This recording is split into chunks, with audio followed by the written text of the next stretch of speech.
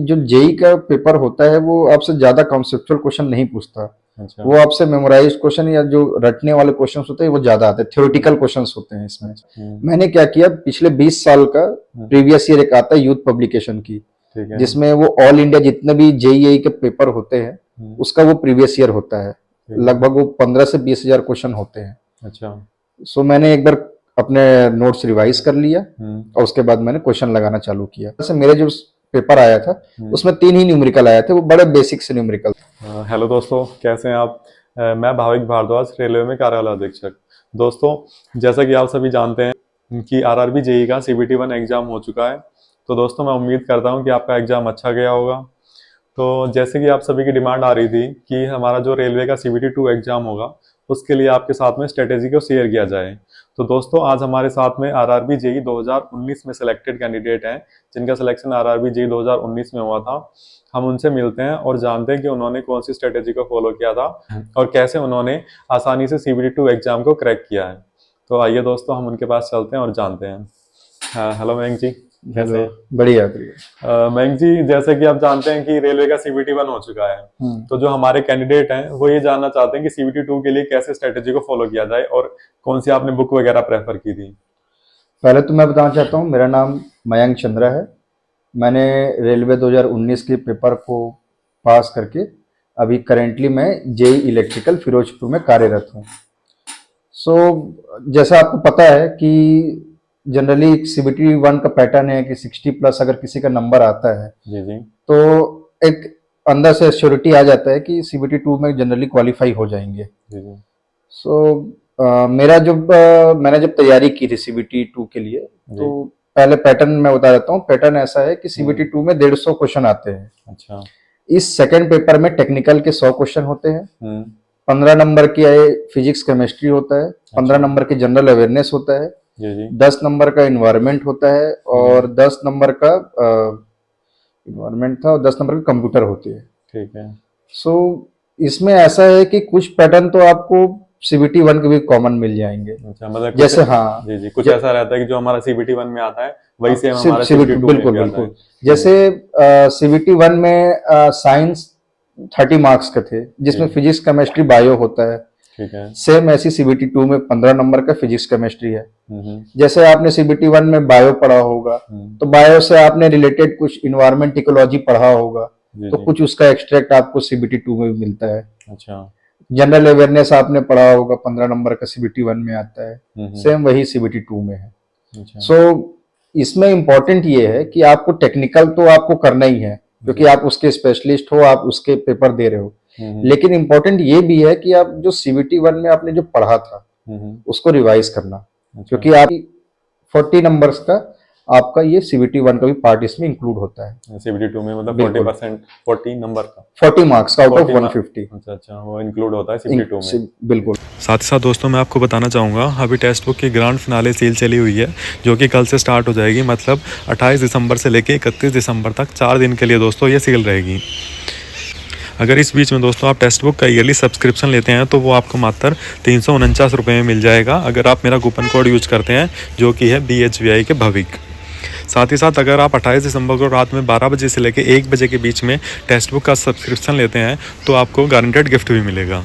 दोस्तों, जो test series होती है वो काफ़ी इंपॉर्टेंट रोल प्ले करती है किसी भी कंपटीशन एग्जामिनेशन में सक्सेसफुल होने के लिए, क्योंकि टेस्ट सीरीज़ के बेस पे दोस्तों हम खुद को जज कर पाते हैं कि हमने कहाँ तक तैयारी की है और कहाँ हम स्टैंड करते हैं किसी भी कॉम्पिटिशन एग्जामिनेशन में। दोस्तों, टेस्ट सीरीज़ के 2 फ़ायदे हैं। एक तो इससे हमारी स्पीड इंक्रीज होती है, दूसरी हमारी एफिशिएंसी भी इम्प्रूव होती है। मतलब जो हमारी क्वेश्चन को करेक्ट करने की एफिशिएंसी इम्प्रूव होगी।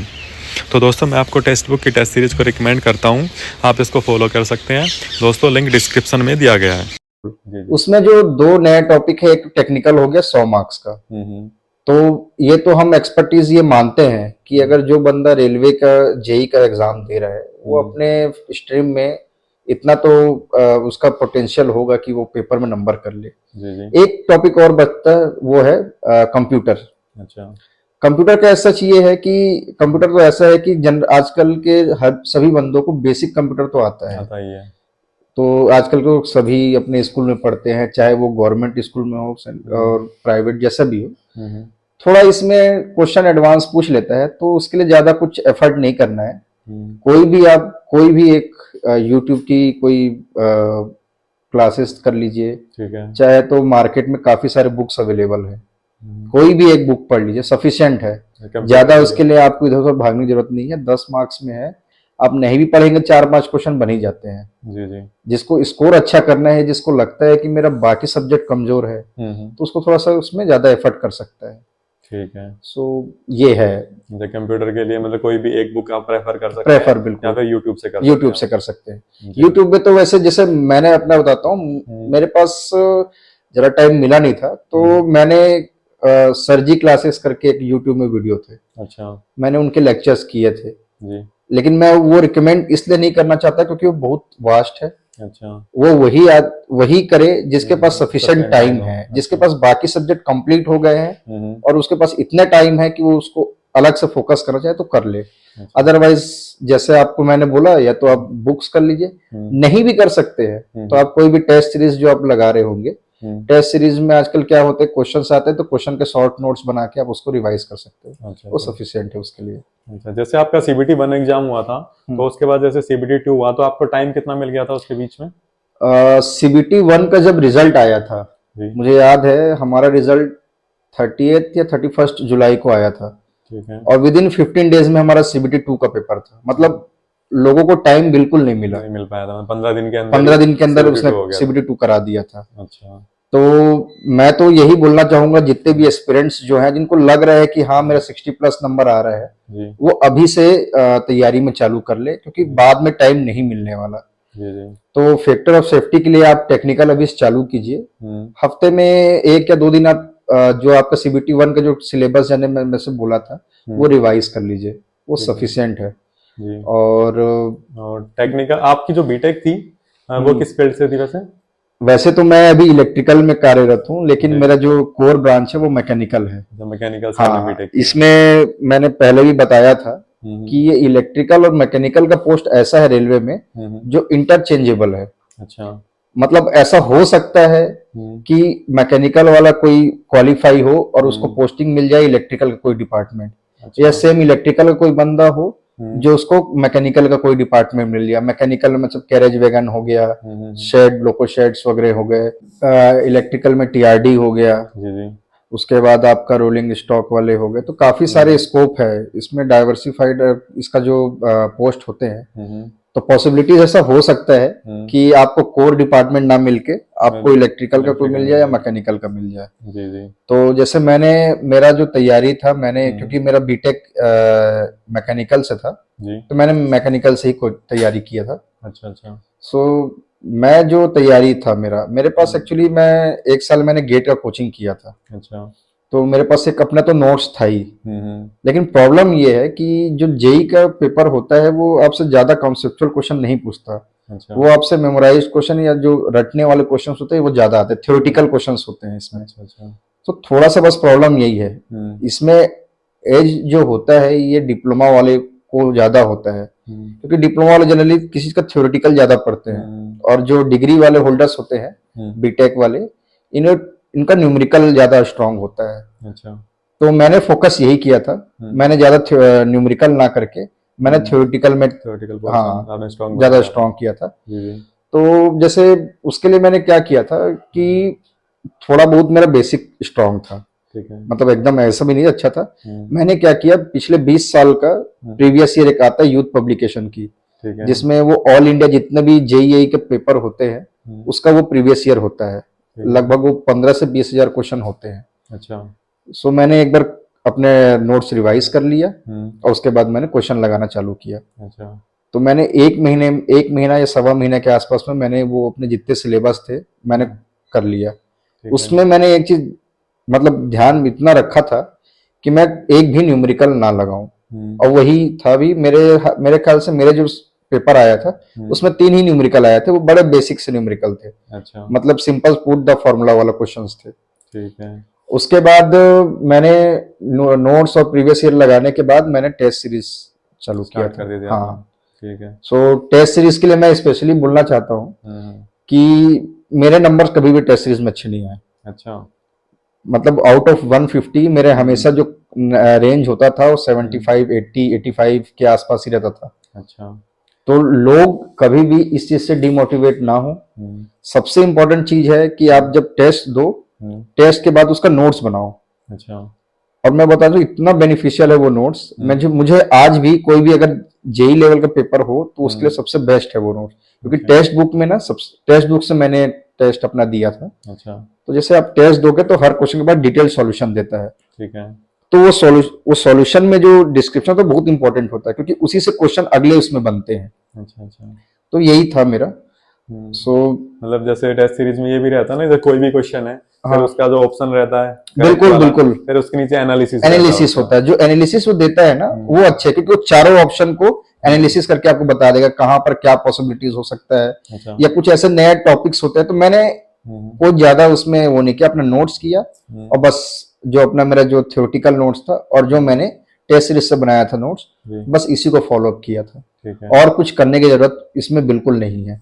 और सबसे ज्यादा इंपॉर्टेंट ये है कि डिमोटिवेट नहीं होना टेस्ट सीरीज में, और जितना जल्दी से जल्दी हो सके अपना तैयारी चालू करना है। क्योंकि ऐसा ही हो सकता है CBT 2 एग्जाम है वो हमारा जल्द से जल्द हो सकता है। बिल्कुल। वैसे अभी क्या दिसंबर चल रहा है, मुझे लगता है पॉसिबिलिटीज है कि जनवरी लास्ट या फरवरी तक इसका आ जाएगा, क्योंकि साथ में ये अभी आरपीएफ के पेपर हुए हैं, टेक्नीशियन के भी हुए हैं, एएलटी के भी हुए हैं, काफी एग्जाम हो रहे हैं साथ साथ। तो इसलिए थोड़ा सा टाइम ले सकता है ये, लेकिन जब रिजल्ट आ जाएगा उसके बाद आपको टाइम नहीं मिलेगा फिर रिजल्ट के बाद। बिल्कुल बिल्कुल। ठीक है।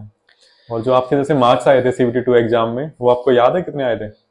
मुझे एग्जैक्ट याद नहीं आ रहा, लेकिन आई थिंक मेरे 99 थे रॉ मार्क्स और 2 नंबर नॉर्मलाइज होके बढ़े थे। अच्छा। अच्छा। 101 मेरा नॉर्मलाइज मतलब टोटल मार्क्स थे। जो 150 आपका मार्क्स आया ना, उसके बाद इनका एक नया फॉर्मूला है जिसको उन्होंने आउट ऑफ 1000 कन्वर्ट किया था। ठीक है। और उसमें फिर उन्होंने परसेंटाइल के बेसिस में नंबर बनाया था।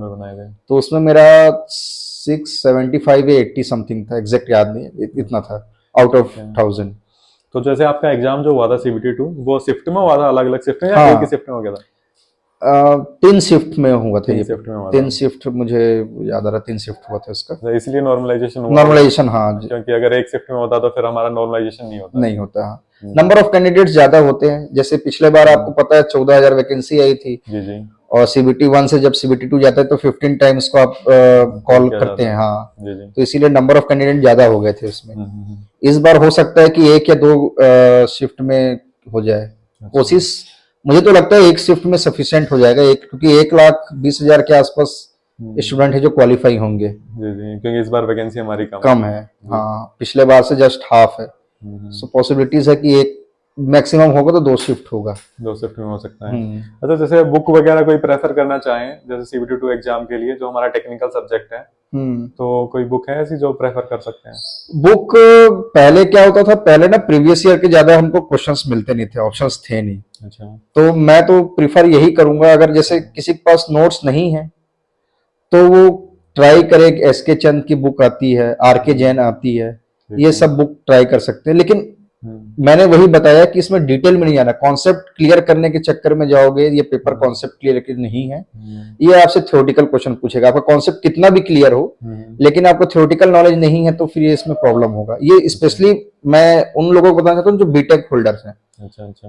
क्योंकि जनरली क्या होता है ना, बीटेक वालों को थोड़ा सा कॉन्फिडेंस आ जाता है कि यार टेक्निकल तो हम कर लेंगे क्योंकि हम इतने साल से पढ़ रहे हैं, हमारे को न्यूमेरिकल लगता है, लेकिन ये इसका क्वेश्चन का पैटर्न ही अलग होता है। अच्छा। इसलिए मैं टेस्ट सीरीज को और प्रीवियस ईयर को मैं प्रिफर करवा रहा हूँ, क्योंकि इससे आदमी को एक नॉलेज हो जाता है कि मेरा पेपर किस चीज का पेपर दे रहा हूँ, कैसे क्वेश्चन आ सकते हैं करके। तो प्रीवियस ईयर क्वेश्चन को देखें ताकि हमें एक आइडिया मिल जाएगा कैसे क्वेश्चन बिल्कुल तैयार करने हैं। अब जैसे 2019 में 3 शिफ्ट हुए थे, मतलब आपको 3 क्वेश्चन पेपर आपके प्रीवियस ईयर के हैं, तो आपको एक ओवरऑल व्यू मिल जाएंगे कि कितने न्यूमेरिकल आते हैं और थ्योरेटिकल का डेप्थ कितना होता है, ये चीज है उसमें। अच्छा, मतलब जैसे जो हमारे प्रीवियस ईयर क्वेश्चन पेपर हैं, हमको उनको देख के तैयारी करनी चाहिए। बिल्कुल। ये नहीं है कि डायरेक्टली बुक वगैरह पढ़ने लग जाएं और उसमें अपना टाइम ज्यादा वेस्ट करें। हाँ, टाइम बिल्कुल वेस्ट नहीं। बुक आप उसके लिए, बुक तो मैं सबसे रेयर केस में इसलिए बोल रहा हूँ जिसमें आपको नॉलेज बिल्कुल भी नहीं है।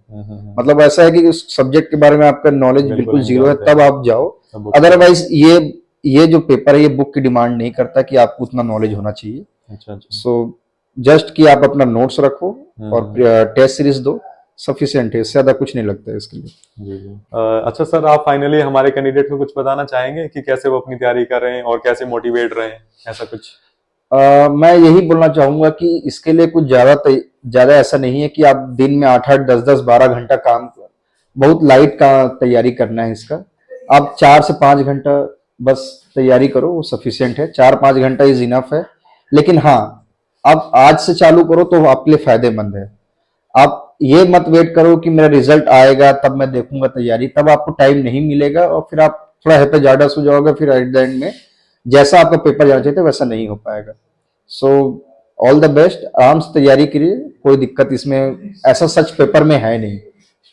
ठीक। ओके मयंक जी, बहुत बहुत धन्यवाद हमारे व्यूअर्स के साथ में ये सब स्ट्रेटेजी बताने के लिए। दोस्तों मैं आशा करता हूँ आपको वीडियो अच्छी लगी होगी। अगर वीडियो अच्छी लगी हो तो प्लीज़ इसको लाइक एंड सब्सक्राइब कीजिए। साथ ही साथ दोस्तों, अगर आपको कोई डाउट हो या फिर आपकी कोई भी क्वेरी हो ना, तो आप हमको कमेंट कर सकते हैं, हम आपकी क्वेरी को रिजॉल्व करने की कोशिश करेंगे। Thank you.